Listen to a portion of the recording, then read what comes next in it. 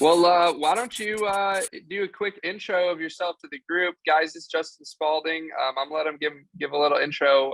Before that, I just want to say, me and Justin have been following each other on Instagram for a while. We chit chat here and there, and he's definitely a rock star. I love seeing what he's doing. There's a lot of people that are that buy into like the fluff and the syndication and this and that. And I'll just say that Justin's no joke. He puts a lot of really big deals together.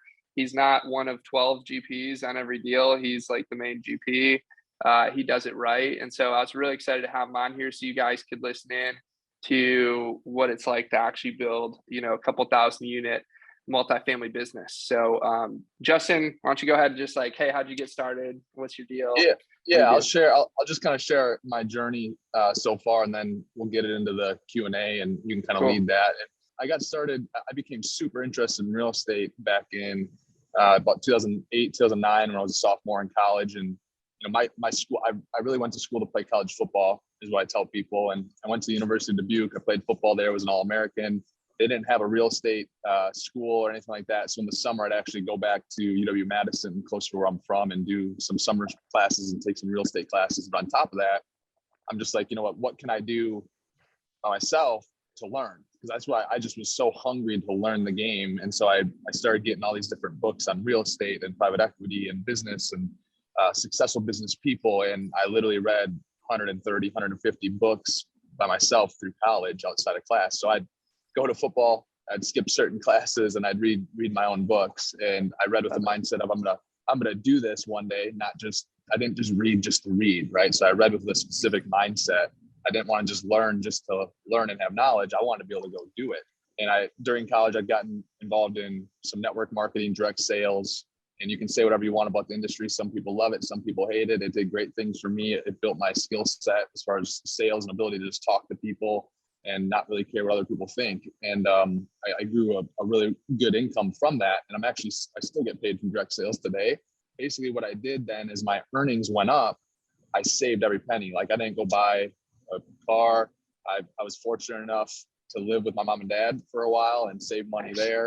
And some people are like, well, you're lucky that you have that. And hey, I get it. Some people might not have that ability to be able to do that, but there's also a lot of people that do and just don't take mom and dad up on that. And so I just saved everything. I saved up to $40,000 and bought the first 4 unit. I went all in with the $40,000 I had. And that was 2013. And then 6 months later, bought the 4 unit right next door. And then I just started sharing online, like the good stuff, the bad stuff. And a lot of people weren't doing that back then. You didn't see a lot of people, business people invest or showing what they were doing on social media. And so what happened at that point was people that already knew me for a long time, watching me play sports and whatever, they knew me in real life, but then they got to see what I was doing professionally. And they loved that I was transparent. I showed the bad stuff. I showed the good stuff. I showed the challenges. So they loved that transparency and they wanted to start investing with me. And so we were able to invest and buy a 24 unit, a 40 unit, an 88 unit, about 350 storage units back then. And I just kept sharing my story and building a bigger following, and all those properties, did really well. And I, just kept building my investor database. Just snowballs, right? Like it just snowballs. And, you start to get success for some people and they tell other people and then they just want to start being involved. I mean, we've got investors that have involved with us for like 8, 9, 10, 11, 12 projects now. 4 or 5 years ago, when I was looking at a $40 million, a $50 million deal, I'm like, man, that'd be cool to be able to do one of those in 10 years. Well, this year we did a $41 million deal. We just did a $53 million deal.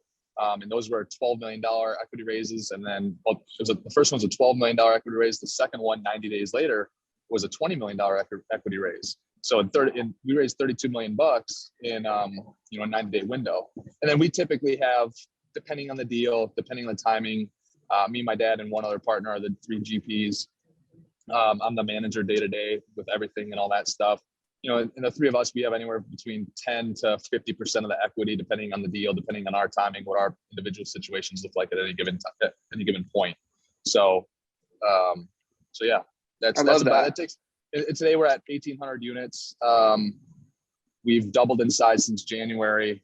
The spring was a really tough time as far as like being able to hire people. We've been really we hired an HR generalist. So we've really been able to up our hiring and our headcount and stuff like that. I think we're at like 38 employees right now. We really need to be like 50 or 52. And so Dave and I were just talking before, I think everyone else is in here. Right now I don't have anything else in the immediate pipeline, which is the first time since January of, well, really since July of like 2020, probably 2021. No, since the end of like 2020. So it's the first time I haven't had some like an immediate pipeline. And right now it's okay because we're really focusing on the operations right now. And there's things that we are lacking there just from the standpoint of how much we did bite off and, just how far behind we were hiring, but everything's performing really well. I'm sure that something here in the next, 3 to 9 months is going to be back on our radar. And, we have aspirations of, being at 5,000 units total. So growing, and getting to another 3,000 units next by the end of 2023. So love that. And then with a goal of, by the end of 2026 to be at 20,000 units. And that's something that I'm big into. And I'll shut up in 1 second and let you ask some questions or let the audience ask some questions. And that's something I've really been big on too, is I've always just written down my goals like every single day, sometimes multiple times a day. And things that I wrote down in like 2017, I'm like, this is never going to happen until like 2030. And a year ago I rolled over and I'm like, oh, wow, I have to create new goals because now we're already there.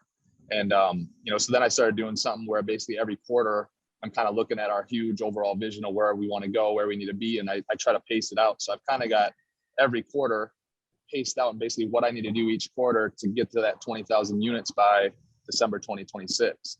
And it's crazy because now, I've been doing that for a little bit and I've like been on pace that we need to be on to be able to do that. So I love that. Yeah. Guys, I don't know. Justin doesn't have a ton more time, but let's hit him with some questions. Who's got questions? I got a question or two. Dope.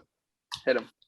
What's going on, guys? Justin, appreciate you having me on here. Dave, thanks for making this happen, brother. I was actually listening in and you said some really interesting things. And one thing, the first thing that popped out in my mind was, it sounds like you visualized out pretty long term. I know you were saying that you broke it down into quarters and your goal was 5,000 units by the end of 2023, 20,000 units by 2026. Those are big steps. And, when I go through content, a lot of people always say, hey, what gets you here won't get you there. And so my question to you is, when you're planning out this visualization process, is it really about just doing the same thing at a bigger level, or are you having to refine things as you go from one scale to another scale, from the first 1,800 to 5,000 to 20,000? Is it the same type of process, or what does that look like? Well, I mean, there's levels to it, right? But I think from a standpoint of work ethic, it's the same, right? What you're working on probably changes a little bit. For us to grow, we have to refine and change things in our organization and with our infrastructure to be able to support what we're going to do. So it can't be 100% the same, other than my work ethic, focus, and all that stuff. It can't be 100% the same. What got us to 300 units was different than what got us to 900. What got us to 1,800 units was different than what got us to 900. What's going to get us to 5,000 units is going to be different than what got us to 1,800. Theoretically, at the fundamental level, it's kind of the same, right? As far as like what type of deals we're buying and all that stuff. But there's a lot of changes. I mean, I got to the point where I had to hire a bookkeeper, right? And she has elevated into our controller, right? Then we got to a point where I had to hire a chief operating officer, because if I didn't hire the chief operating officer, the day-to-day management of what we were doing, just because, again, you don't have to manage all your own deals. You don't have to. There's a lot of people successful that don't manage their own deals. That's just the way we do things right now. And so if I didn't hire the chief operating officer when we were at, we were at 500, 600 units, whatever we were at, we wouldn't have got to 900. We wouldn't have got to 1,800 because I wouldn't have had the time to be able to go out and look at those deals. Things definitely change. And I think that that's different. Like there's no one set path. I think it's just, it's okay, where are you at now? Where do you want to get to? And how are you going to make it work?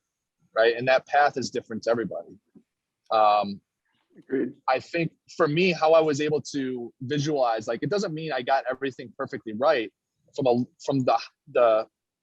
40,000 foot view though, I got like the goal of what the end goal was to be at, 1,800 units at this point in time. Like we did that, but all the steps that I planned out, some of those were different, right? So like when I plan my stuff out, like I'm talking about planning, I've got a goal or idea down of how many square foot like corporate office we're going to need, how many regional managers we're going to have, how many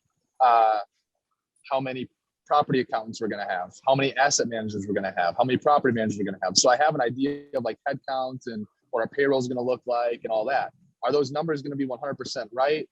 No, but they're going to be close. And it's ultimately things will shift within that plan, but it's going to line up to get us to where we need to be. Love it, dude. Well, you're absolute inspiration to a lot of us, and love seeing what you're doing. I hope you absolutely crush your 5,000 unit goal. I know you will, and further. And can't wait to keep all growing together. Awesome, man. I appreciate you having me. It was fun. Thanks, David. No problem, brother. We'll see you soon. Thanks, everybody.